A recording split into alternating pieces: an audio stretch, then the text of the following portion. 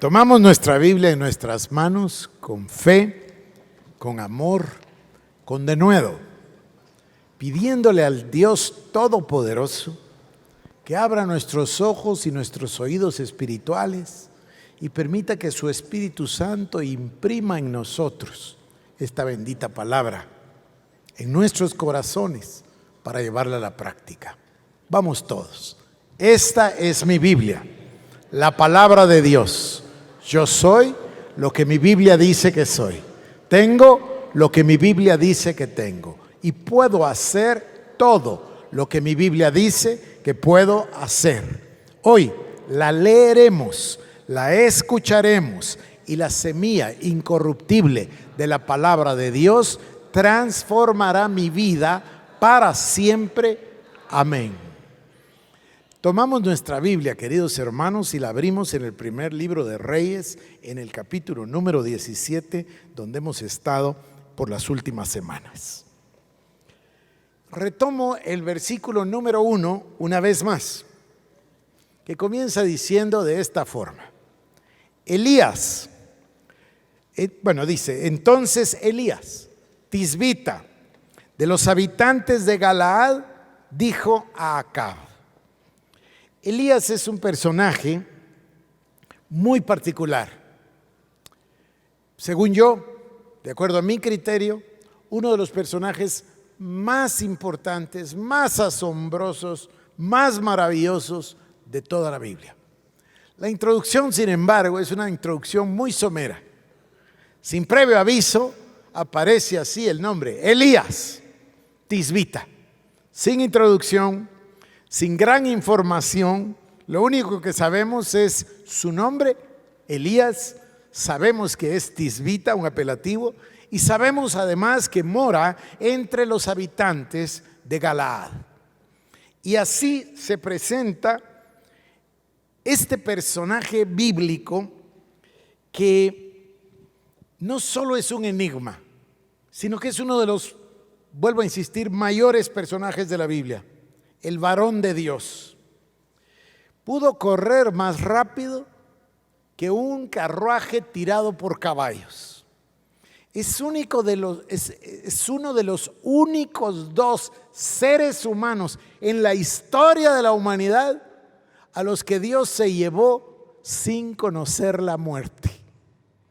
Es el único, además del Señor Jesucristo, del quien se profetiza diciendo que aparecerá antes del día del Señor. Este es un personaje verdaderamente extraordinario, verdaderamente fantástico. Es uno de los únicos dos que ha visto la espalda del Señor cuando Él pasaba enfrente. Es una cosa verdaderamente maravillosa si ustedes lo piensan. Es un personaje único. Levantó, se recuerdan, al niño de los muertos. Y sin embargo, Elías también es un ser humano tal cual, con miedos, con presiones, con emociones, con debilidades, con momentos altos y con momentos bajos. Es todo un ser humano.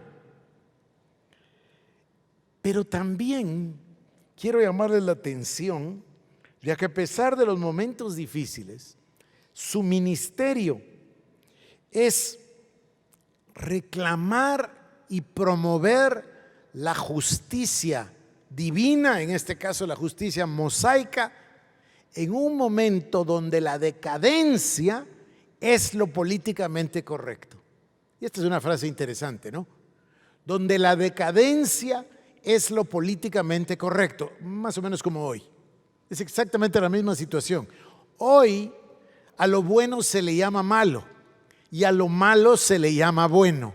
Hoy están de moda cosas que son 100% antibíblicas, pero están de moda. Y la gente y los creyentes están comenzando a notarlo y a debatirse entre lo políticamente correcto, en lo que es la moda, en lo que se llama el trending hoy en día, o sus valores bíblicos.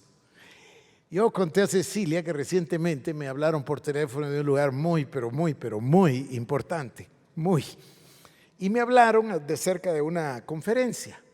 Entonces yo capté por dónde iba la plática y pensé que si me invitan ahí es una cosa muy importante. Sin embargo, también me di cuenta rápidamente de que la conferencia telefónica era un interrogatorio y que el interrogatorio tenía que tener, yo no sé si ustedes ya tienen esa experiencia, yo ya la tuve, así que aprendí, hay 20 preguntas, pero hay una que es la que de verdad cuenta. Entonces las cosas se hicieron así hasta que llegamos a LGBT. Entonces yo dije, ¿usted sabe quiénes son los ortodoxos de los ortodoxos? Nosotros. ¿Por qué? Porque nosotros nos guiamos, perdónenme, ahora voy a hacer el lujo de elegancia, de la sola escritura. Solo la palabra de Dios. La última autoridad de nuestra vida es la palabra de Dios. Y este hombre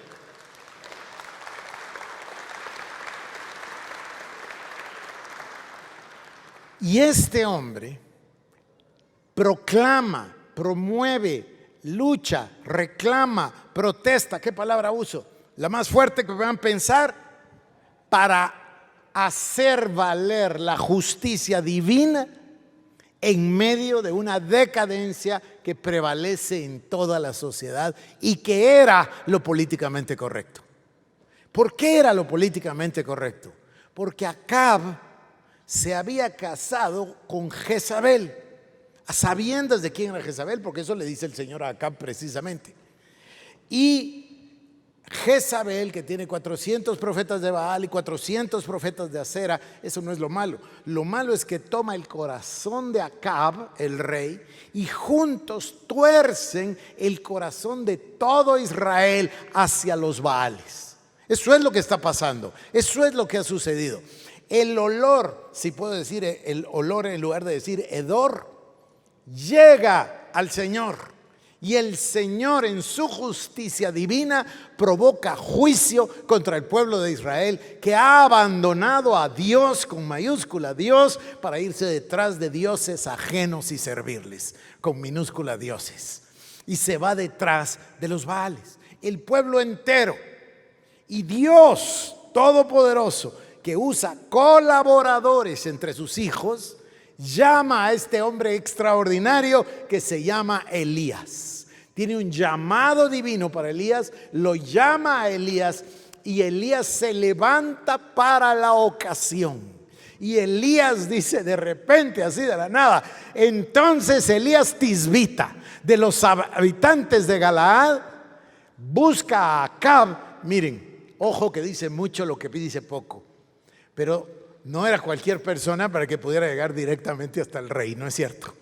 Tiene que tener una reputación, tiene que ser alguien, en fin, para presentarse ahí y entrar y hablar con el rey. Y no solo hablar con el rey, amonestar al rey. Fíjense en esto. Y entonces Elías Tisbita, de los habitantes de Galaad, va con Acab, el rey, y le dice: vive Jehová, Dios de los ejércitos, en cuya presencia estoy. Mire cuánto dice: vive Jehová. Porque ¿qué es Jehová? Jehová ahí es Yahvé. ¿Y qué es Yahvé? Yahweh. ¿Y qué es Yahweh? El que era, el que es y el que va a seguir siendo. El gran yo soy. Y él le dice: vive el gran yo soy, puesto que vive, ¿no es verdad? Vive Jehová, pero añade: en cuya presencia estoy. No todo el mundo puede decir eso, ¿no es cierto?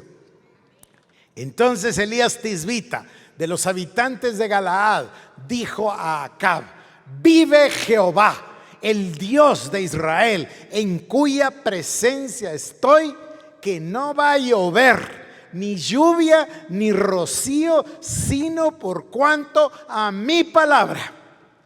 ¿Están conmigo? Es un poquito distinto decir: dice el Señor que no va a llover. No, esto es una valentía total. Le dijo a Acab: vive Jehová, es decir, es mi testigo, vive Jehová, el Dios de Israel, en cuya presencia estoy, que no va a haber lluvia ni rocío, sino conforme a mi palabra. ven esto, es distinto dar una profecía que ser la profecía. ¿Se dan cuenta o no? Él está tomando el lugar de representar al Señor porque el Señor lo llamó para representarlo.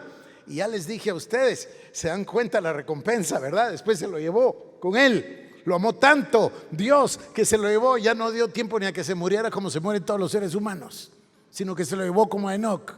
Entonces dice, vive Jehová, Dios de Israel, en cuya presencia estoy, que no habrá lluvia ni rocío, sino conforme a mi palabra. Dicho y hecho, hubo una sequía. Ustedes entienden dos cosas, que esta sequía es producto del juicio de Dios porque Israel se había perdido detrás de los Baales. Número dos, que la sequía va a producir una hambruna. Eso es lo que las sequías producen. Cuando hay una sequía no se produce la cosecha y lógicamente hay hambre. ¿Y qué es lo que se produce aquí? Exactamente eso. O sea, Acab, el mensaje que Acab recibe es: va a haber hambre en toda la tierra. ¿Por qué? Porque hay un juicio de Dios y no va a llover por causa de este hombre, al cual le pone apodo, el que perturba a todo Israel. Y Elías le contesta muy bien: yo no soy el que perturba a Israel, tú eres el culpable que te llevaste a Israel detrás de los Baales. Yo no soy el perturbador, sos tú. Eso le dice más adelante, recuerdan ustedes. Pero nosotros nos vamos al capítulo 18, que rápido, ya avanzamos las semanas anteriores. Nos vamos al capítulo 18 y dice verso 18, 19 y 20. Y él le respondió: yo no he turbado a Israel, sino tú y la casa de tu padre, dejando los mandamientos de Jehová y siguiendo a los Baales. Volví a repetir este pasaje por una razón. Yo quiero que ustedes miren bien el conflicto. El conflicto es generalizado. El pueblo entero de Israel se fue detrás de los Baales, pero alguien los condujo, la autoridad. Acab, casado con Jezabel, condujo al pueblo y lo puso a seguir a los Baales. Dios Todopoderoso llama a su hijo Elías y le da un llamado y le da una comisión para que arregle este asunto. Por supuesto que le da poder y lo inviste de unción.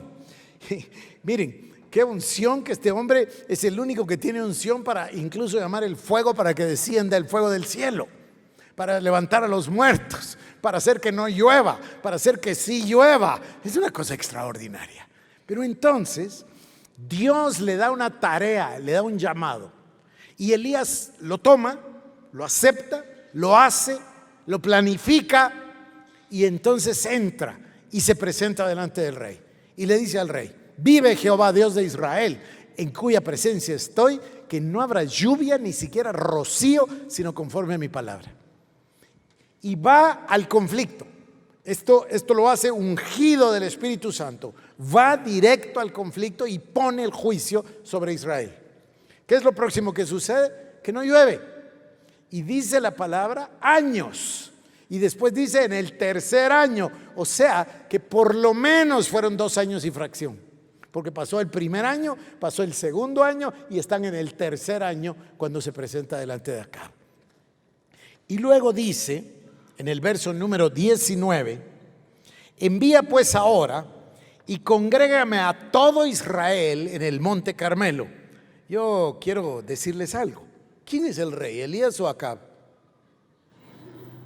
Acab es el rey. ¿Y quién es el que da las instrucciones? ¿Se dan cuenta? Ahora, ¿cómo captó la atención de Acab? Por la necesidad, por el hambre, por la sequía. Ahora están todos listos a oírle. Acab el primero quiere escuchar y rápido. Entonces le dice a Acab: anda y congrégame a todo Israel en el monte Carmelo. Él sabe perfectamente, conoce que el monte Carmelo es un monte que tiene suficiente altura para poder congregar al pueblo alrededor, pero no tiene tanta altura que no lo escuchen. Entonces escoge ese lugar estratégico porque está a suficiente altura para que todo el pueblo lo vea y para que todo el pueblo lo pueda escuchar. Si han visitado y han visto, se darán cuenta de eso. Es suficientemente alto, pero suficientemente bajo para poder congregar a todo el pueblo. Y el pueblo, ustedes pensarán, llegó en 10 minutos. No, esto debe haber tardado días, si no semanas, para que llegara la voz del rey a todas partes, empacaran sus cosas y se vinieran todos hacia el Monte Carmelo. Todo el pueblo de Israel congregado allí en el Monte Carmelo. Y él tiene un plan en su corazón y está haciéndolo bajo la unción del Espíritu Santo. Dice: envía pues ahora y congrégame a todo Israel en el Monte Carmelo, y los 450 profetas de Baal y los 400 de Acera que comen a la mesa de Jezabel. O sea que aprovecha para traer no solo al pueblo, que es el que está en problema, porque si ustedes lo piensan, el pueblo está en un gran problema. El pueblo está cometiendo hechicería porque lo guió Acab y Jezabel hacia la hechicería o idolatría, si quieren mejor palabra. Idolatría, se van detrás de los Baales. ¿Quiénes son los que están en riesgo? ¿A quiénes quiere rescatar Dios como siempre? Al pueblo. Y Acab y Jezabel se llevaron al pueblo los Baales. Ahora Dios envía a su varón de Dios, a su ungido, a su enviado para que lo solvente. Y él va y le dice al rey: congrégame a todo Israel ahí en el Monte Carmelo. Él tiene un plan y llega todo Israel.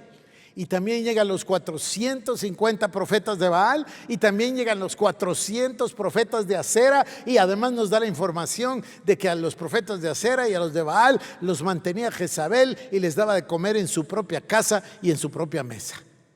Y llegan todos, y llegamos al verso 20. Entonces Acab convocó a todos los hijos y reunió a los profetas en el monte Carmelo, y uno de mis pasajes favoritos, verso 21.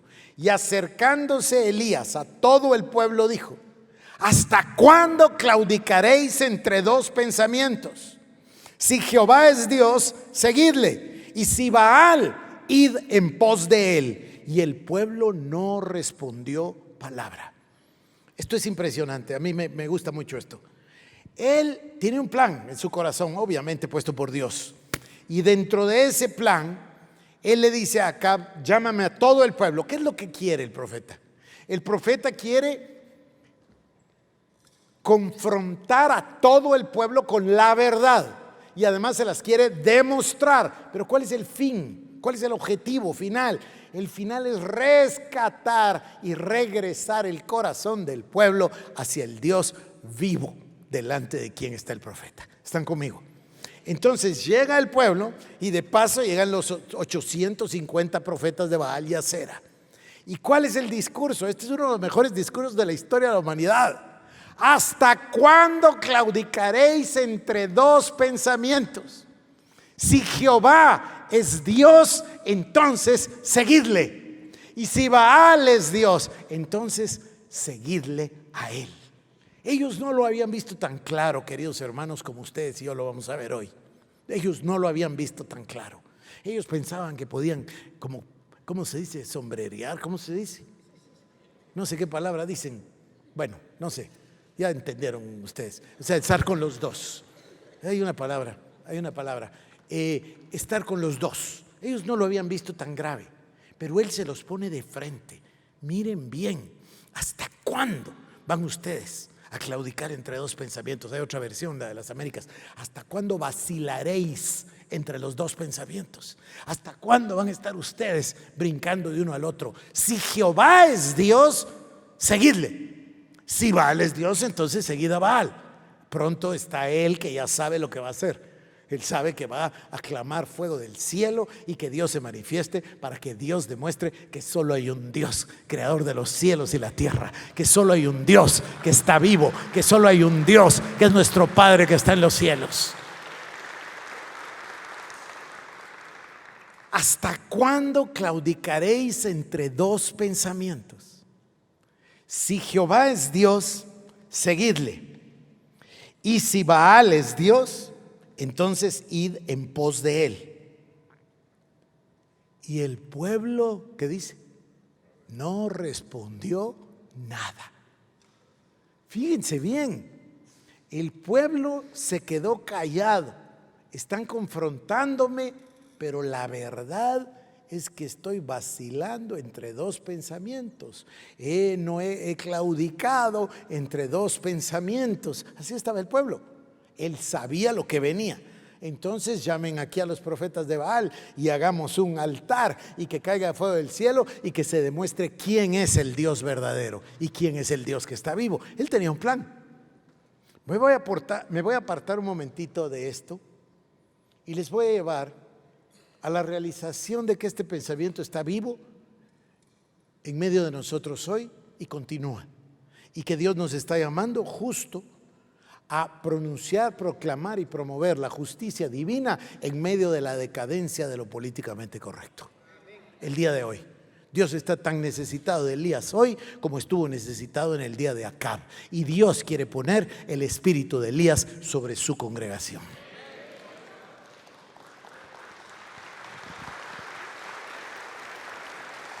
Dice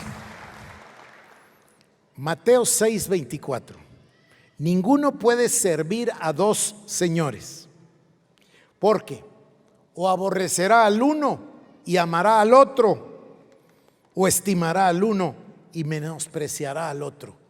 No podéis servir a Dios y a las riquezas. Que es lo mismo que Mamón, ¿verdad? Las riquezas. Es un Dios, es un ídolo, es un Dios falso.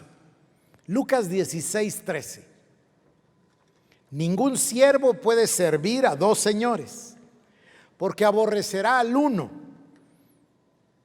y amará al otro, o estimará al uno y menospreciará al otro. No podéis servir a Dios y a las riquezas. Apocalipsis capítulo 3, 15, 16 y 17. Escriba al ángel de la iglesia en la Odisea y dile así: yo conozco tus obras, que no eres frío ni caliente. Ojalá fueras frío o caliente, pero por cuanto eres tibio y no frío ni caliente, te vomitaré de mi boca. Porque tú dices: yo soy rico y me he enriquecido y de ninguna cosa tengo necesidad, y no sabes que tú eres un desventurado, miserable, pobre, ciego y desnudo. ¿Es claro eso o no es claro? Ellos estaban entre dos pensamientos. Mateo y Lucas, ambos nos dan la versión de las palabras del Señor Jesús, que a mí me impresionan muchísimo, porque es el único lugar en toda la Biblia, y son las palabras del mismo Señor Jesucristo, que usa esa expresión: nadie puede servir a dos señores, y los pone a la misma altura. En todo el resto de la Biblia no están nunca. Los dioses que no crearon los cielos y la tierra, con D minúscula, jamás están a la altura de Dios. Pero aquí Jesús los pone a la misma altura y dice: nadie puede servir a dos quirios, nadie puede servir a dos señores, porque o amará a uno y menospreciará al otro, o aborrecerá a uno y servirá al otro. Nadie puede servir a Dios y a las riquezas. Esto es así tajante, pero más duro es todavía: ojalá fueras frío o caliente, pero porque eres tibio, te vomitaré de mi boca. Fíjense ustedes que, si yo entiendo correctamente, estaría mejor ser caliente, pero todavía estaría mejor ser frío, porque es decidido, que ser tibio y estar, se me va la palabrita, ya me va a venir, estar entre los dos, tratando de quedar bien con ambos. No es posible, no es posible. C.S. Lewis escribe un libro que se llama El Gran Divorcio. Pueden buscarlo. De hecho, lo encontré yo en un sitio de internet y lo descargué gratuito. El Gran Divorcio. Y en El Gran Divorcio C.S. Lewis dice: si insistimos en quedarnos con el infierno o incluso con la tierra, no veremos el cielo. Si aceptamos el cielo, no podemos guardar ni un solo recuerdo, ni el más pequeño y entrañable, del infierno. ¿Y qué hay de la tierra?, se preguntará alguien. Yo creo que cualquiera descubrirá que la tierra no se encuentra, al fin y al cabo, en una situación muy distinta. Considero que si se elige la tierra en lugar del cielo, resultará que fue desde el principio una región del infierno. Pero si se pone en segundo lugar la tierra tras el cielo, resultará que desde el principio fue una parte de este. Creo que lo tengo que volver a leer, ¿verdad? Si insistimos en quedarnos con el infierno o incluso con la tierra, no veremos el cielo. Si aceptamos el cielo, no podremos guardar ni un solo recuerdo, ni el más pequeño ni más entrañable del infierno. En otro pasaje, o parafraseando esto, dice de esta manera: para entrar al cielo no puede llevar uno ni el más pequeño souvenir traído de la tierra ni del infierno. Allá no vale nada. Allá nadie puede llevar algo de la tierra. Para entrar en el cielo hay que llegar vacíos de infierno y vacíos de tierra. Entienden, por supuesto, de qué está hablando, ¿no? De la analogía, la metáfora. O sea, no hay nada en la tierra, no digamos en el infierno, hablemos de la tierra. No hay nada terrícola, no hay nada terrenal, no hay nada terráqueo, no hay nada humano que pueda servir en el cielo. Para llegar y entrar al cielo hay que estar 100% despojado y 100% desvestido de todo lo terrenal, de todo lo terráqueo, ni mencionar el infierno. No hay nada allá en el cielo que valga la pena. Nada, nada, nada. Entonces, ¿dónde debe estar nuestro camino? ¿Dónde debe estar nuestra lealtad? Nadie puede servir a dos amos. ¿Hasta cuándo claudicaréis entre dos pensamientos? Nadie puede servir a Dios y a las riquezas. Lo que está en la tierra no sirve de nada en el cielo. Estoy impresionado con él, pero estoy más impresionado con Wesley. Les voy a leer a Wesley ahora. En el año 1725, a los 23 años de edad, me encontré con el libro Reglas y ejercicios para vivir y morir en santidad del obispo Wells. Perdón, este es Taylor, disculpen, del obispo Taylor. Leyendo partes de este libro, fui profundamente afectado. Esto es autobiografía de Juan Wesley. Fui profundamente afectado, particularmente la parte que se refiere a la pureza de la intención. Al instante resolví dedicar toda mi vida a Dios, todos mis pensamientos, mis palabras y acciones, estando plenamente convencido que no existe un término medio, sino que toda mi vida, no solamente parte de ella, deberá constituir un sacrificio a Dios. Un sacrificio a Dios o a mí mismo, lo cual en efecto es un sacrificio al diablo. Se dan cuenta que está poniendo Luis al infierno idéntico que la tierra, y aquí Wesley está poniendo al yo idéntico que al diablo. ¿Por qué? ¿Por qué servir al yo es malo? No, servir al yo no es malo. Lo que es malo es no servirle a él absolutamente. Cuando dejo una parte de servirle a él para servirme a mí, como dice Wesley, es igual que servir al diablo. ¿Por qué? Porque es la ausencia de servirle a él. ¿Están conmigo? ¿Puede una persona seria dudar de esto? ¿O encontrar un término medio entre servir a Dios y servir al diablo? Más tarde leí El patrón cristiano de Kempis y entendí la extensión y la profundidad de la entrega del corazón. No basta con dar mi vida a Dios, debo entregarle todo mi corazón. ¿Es impresionante o no? Miren, queridos hermanos, ¿hasta cuándo claudicaréis entre dos pensamientos? Es tan antiguo como la Biblia. Oigan esto, Josué 24, 14 y 15.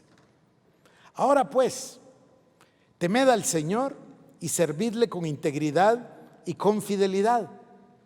Quitad los dioses que vuestros padres sirvieron al otro lado del río, en Egipto, y servid al Señor. Y si no os parece bien servir al Señor, escoged hoy a quién habéis de servir. Si a los dioses que sirvieron vuestros padres que estaban al otro lado del río, o a los dioses de los amorreos en cuya tierra habitáis. Pero yo y mi casa serviremos al Señor.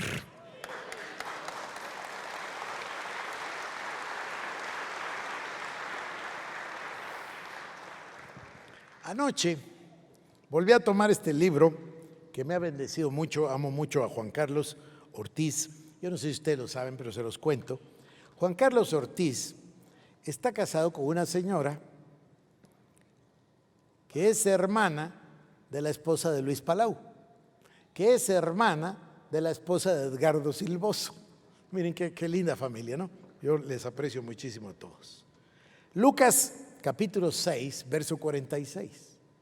¿Por qué me llamáis Señor, Señor, y no hacéis lo que yo digo? Este libro contiene muchas ideas muy profundas y muy hermosas. Y lo hace de una manera muy coloquial y muy bonita. Él habla de los 5 evangelios: Mateo, Marcos, Lucas, Juan y el nuestro.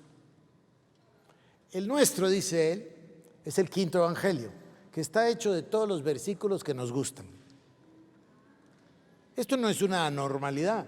Ustedes saben que este hombre tan admirable, tan inteligente, tan erudito, tan genio, Dios mío, qué figura de la historia, Thomas Jefferson. Ustedes saben quién es Thomas Jefferson en la historia de Estados Unidos, la Constitución, la Declaración de Independencia, etc. Ustedes saben que él rechazaba lo sobrenatural. Así que Thomas Jefferson hizo su propio Nuevo Testamento. O sea que tomó el Nuevo Testamento de Mateo a Apocalipsis y le borró todos los milagros y lo mandó a imprimir. Y existe el Evangelio de Jefferson y le borró todo lo sobrenatural. Por supuesto, miren la cara que hace Ana María. Una cara de rechazo horrible, pero no es lo mismo que hacemos. Porque tomamos solo lo que nos gusta y lo otro no lo leemos. Vamos a ver dónde está. Déjenme acordarme porque como subrayo todo, después subrayo tanto que ya no me acuerdo qué es lo que subrayé. Es decir, sí me acuerdo pues, pero no me acuerdo para qué. Ayer me dio una idea el Señor. Miren, ayer me tocó hablar en un servicio precioso de celebración de la vida de nuestro hermano Emilio Peralta, quien falleció hace una semana. Murió a la vida eterna, o nació a la vida eterna mejor, y ayer se hizo un servicio para recordarle y celebrar su vida y me dieron el privilegio de hablar. Entonces la noche del viernes yo estuve pensando qué iba a decir. Y es que en el funeral me pasó una cosa.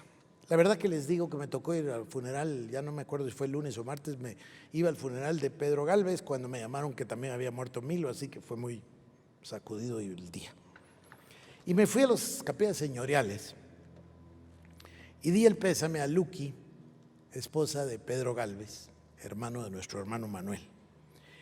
Y fui, y cuando salí del funeral se los conté re mal, perdonen, fue en el Reforma, en el otro funeral, discúlpenme, sí, bueno, en cualquiera de los dos, pues ya no me acuerdo. El caso es que cuando salí para el carro, se me acercó un hombre joven. Pastor. Yo me volteé y vi que se trataba de un señor que trabajaba ahí en la funeraria. Se acercó y me dijo, perdone que lo moleste, discúlpeme. Me gusta mucho oírlo y lo oigo siempre en Estereovisión. Quiero ayuda, por favor, pastor. Hace 9 meses mi hijo de 14 años murió. ¿Qué me puede decir? Y me pegó un susto tremendo. ¿Qué puede decir usted en 30 segundos, no? Pero oré. ¿Han hecho oraciones veloces? Bueno, yo hice una muy veloz. Y el Señor me dio una idea. Y después usé esa idea el sábado y ahora la voy a usar con ustedes. Yo le dije, mire, hermano, yo no puedo ni intentar decirle que siento su dolor, porque eso no es cierto. Ese dolor debe ser un dolor, no puedo imaginarlo. Créame que siento empatía y amor, le dije, y siento que el Señor pone esta palabra en mí. Usted está sintiendo la ausencia, pero deje que su hijo se voltee hacia Dios y piense usted, el Dios al que amamos, el Dios al que servimos, este Dios Padre de nuestro Señor Jesucristo, ¿por qué iba a llevarse a un chico de 14 años si no es porque lo amaba muchísimo? El Señor sabe el agujero que le iba a quedar a usted, eso no hay quien lo dude. Pero Dios lo amó tanto que se lo llevó rápido y lo abrazó y decidió llevárselo. Y el argumento lo usé ayer sábado en ese servicio, diciéndole a la gente algo que les quiero decir. De alguna manera estamos muy ensimismados. Y todo lo vemos a través de una especie de anteojos que se llaman el yo. Todo lo vemos a través de nosotros. Por eso decía yo, tenemos la pésima costumbre de estarnos comparando con la gente, siempre. Porque el vecino viene y nos cuenta que compró su carro nuevo y rápido estamos pensando que nosotros y por qué yo no, y cosas por el estilo tontas que no hacen falta. Pero todo lo vemos a través del yo. Nunca podemos juzgar las cosas puras, frías como son, sino que las veramos a través de nuestros antecedentes, de nuestra historia, de nuestro pasado, de nuestros genes, de nuestras experiencias, a través de todo lo nuestro. Y ayer yo decía, ¿qué tal si por un instante nos desvestimos de eso y pensamos que no somos el centro del universo? Que el centro del universo es Dios. Y lo vemos a Él porque Él tiene la última palabra. Él, miren, Copérnico sacudió a todo el mundo conocido y a todos los científicos y a toda la gente, porque la gente creía en la Edad Media que la Tierra era el centro del universo y que todo, incluyendo el Sol, circulaba alrededor del universo. Estamos un poquito nosotros como ellos, creyendo que todo circula alrededor de mí. No, señor. Copérnico demostró que todo circulaba, incluyéndonos a nosotros, alrededor del Sol. Y el Sol es el Señor. Y toda la creación circula alrededor del Señor. Y eso quiere decir que yo y toda mi vida circula alrededor del Señor. ¿Y qué quiere decir circular alrededor del Señor? Quiere decir, amados hermanos, que solo hay una cosa importante en toda la vida. Dios nos tomó de un lugar que es eterno, donde no hay tiempo, y nos puso acá con un propósito, que nosotros vivamos y pasemos la prueba para vivir de nuevo en esa eternidad con Él. Quiere decir que aquí solo hay un propósito, no hay otro. El único propósito por el cual estamos en la tierra es servirle a Él y cumplir su llamado. Es lo único. Todo lo demás en su divina misericordia, en su infinita compasión, en su amor ilimitado, nos permite tener esposa o esposo, sea el caso, hijos, nietos, amor, felicidad, bienes, cosas, alegría, amigos, complacencia. Todo eso no vale nada. Lo único que vale es cumplirle el llamado a Dios. Circulamos toda la creación alrededor de un Dios ilimitado y nos dio un llamado y es servir a Dios. Todo lo demás es accesorio. O si quieren, se los digo de otro modo, ¿hasta cuándo claudicaréis entre dos pensamientos? Si Jehová es Dios, seguidle a Él, y si Baal, entonces seguid a Baal, porque nadie puede servir a dos señores. Tengo contra ti que no eres ni frío ni caliente. Ojalá fueras frío o caliente, pero por ser tibio te vomitaré de mi boca. Esas son palabras del Señor Jesucristo. Nadie puede servir a dos señores.